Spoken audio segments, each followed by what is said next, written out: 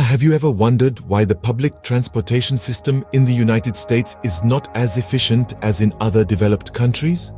Today, we are diving into the current state of public transportation in America, a nation known for its vast landscapes and bustling cities. Yet somehow, public transport seems to be an afterthought rather than a priority. Unlike its European, Asian, or Canadian counterparts, the US public transportation system experiences noticeably low ridership levels. It's not uncommon to see buses half full during peak hours or trains arriving every 30 minutes, if you're lucky. This lack of frequency and accessibility is a deterrent for many potential riders. Moreover, despite the higher costs associated with public transit, which are largely subsidized by tax dollars, the service provided often leaves much to be desired. The wait times are longer, the service hours are fewer, and the coverage is limited. You might be thinking, with all the technological advancements and wealth in the country, why is the public transportation system still lagging? It seems the US public transportation system leaves much to be desired, but why is that? Stick around as we unravel this puzzling question in our upcoming scenes. The decline of public transportation in the US is rooted in history. The story begins in the mid-20th century, when American cities started developing around the concept of the automobile. The advent of the car promised freedom and convenience, and cities, in response, shifted their urban planning towards accommodating these four-wheeled machines. Wide roads replaced tram tracks. Parking lots sprouted where bus stops once stood, and the cityscape transformed to prioritize the car. Around the same time, we saw the decline of private transit companies in the 1950s. Public transport was once a profitable venture, with private companies operating a network of trams, buses, and subways. But as cars became increasingly affordable and popular, these companies started seeing a drop in ridership. Many went bankrupt, and the ones that survived were taken over by local governments. Unfortunately, these public entities often lacked the funds and the expertise to maintain, let alone improve, the services. Another historical factor that contributed to the decline was the perception of public transit as a social welfare program rather than a vital utility. Unlike in many European, Asian, and Canadian cities that prioritize public transit as a crucial service, in the US, it was often seen as a last resort for those who couldn't afford a car. This perception led to lower ridership, fewer service hours, and longer wait times. It also resulted in public transit receiving less funding compared to road infrastructure. Lastly, there was the construction of the US interstate highway system, completed in 1992. This ambitious project revolutionized road travel, making long-distance trips by car quicker and more convenient, but it also indirectly contributed to the decline of rail transport.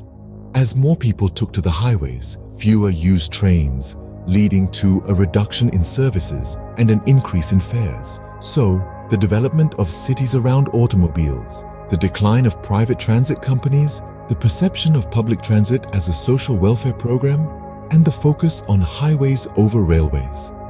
These historical factors have significantly shaped the current state of public transportation in the US. The rise of the car culture played a significant role in the decline of public transport. Let's take a journey back to the mid-20th century. It was a time of transformation, a time that marked a significant shift in the way we moved. The US government, with its grand vision of progression, embarked on an ambitious project to build highways through city centers. Imagine the landscape changing, open spaces giving way to wide roads and overpasses, city centers bisected by highways, and the hum of engines becoming an ever-present soundtrack. This was the birth of the car culture. As these highways expanded, so did the prominence of the automobile in everyday life. Suddenly, cars weren't just a luxury, they were a necessity. They represented freedom, the ability to go wherever you wanted, whenever you wanted. This shift wasn't just about transportation, it was a shift in mindset, a shift towards individualism and independence. But as the love for cars grew, something else was happening in the shadows. The public transport system, once a robust network of trams, buses, and trains, began to fade.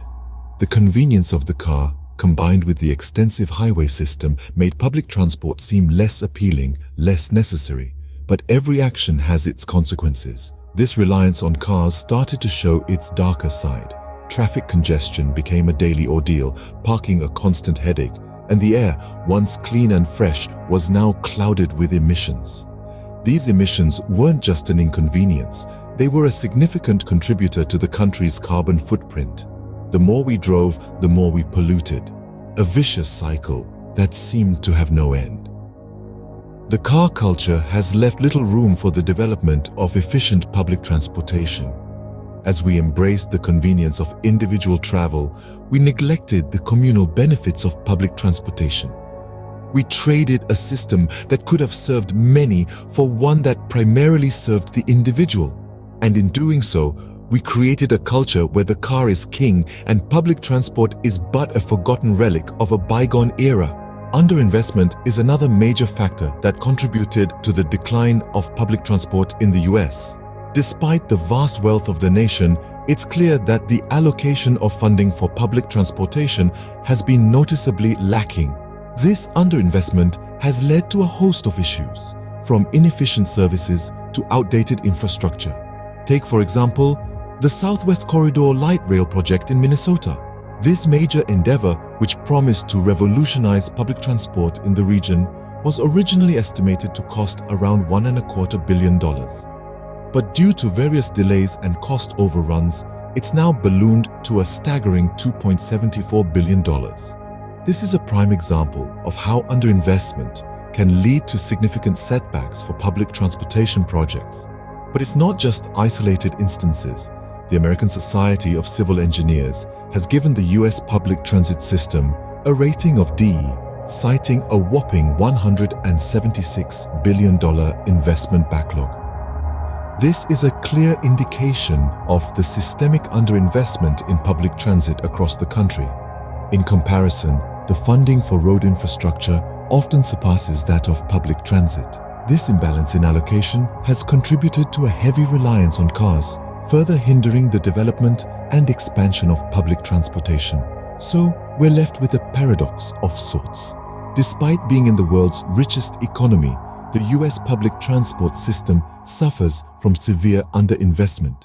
It's a situation that calls for a significant shift in priorities, a need to recognize the importance of public transportation, not just for the environment, but for the economic and social well-being of the nation as a whole.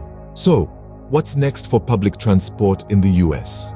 The future indeed holds promise, but it'll require a concerted effort from policymakers, investors, and the public alike.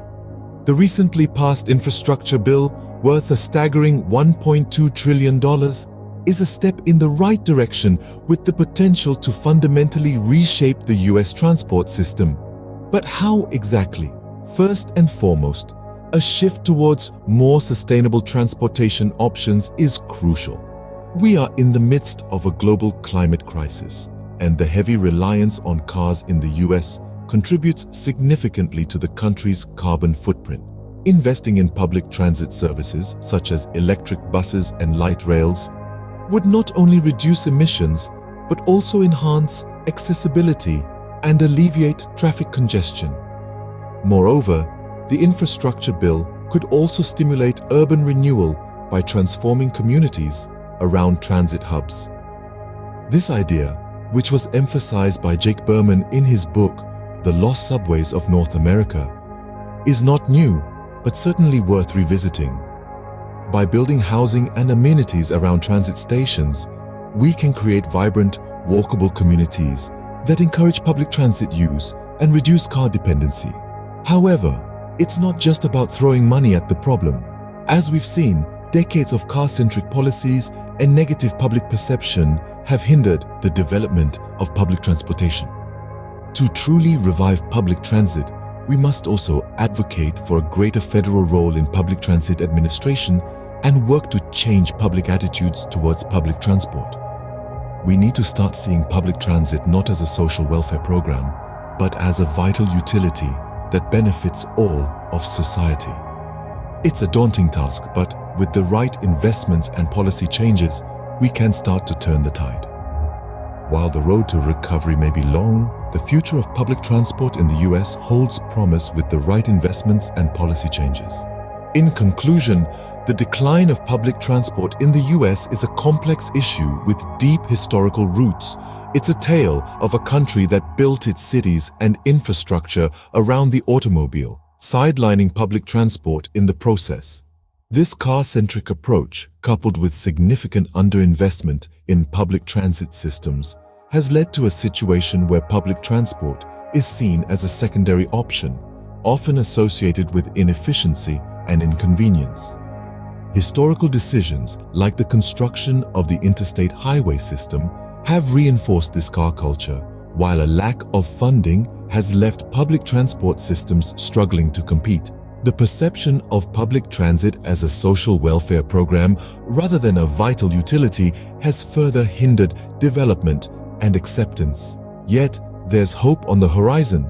The future of public transport in the US could see a shift towards more sustainable and efficient systems inspired by successful models from around the world.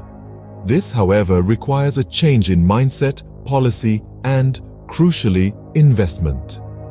As we look to the future, it's clear that a shift in mindset, policy, and investment is needed to revive public transport in the US.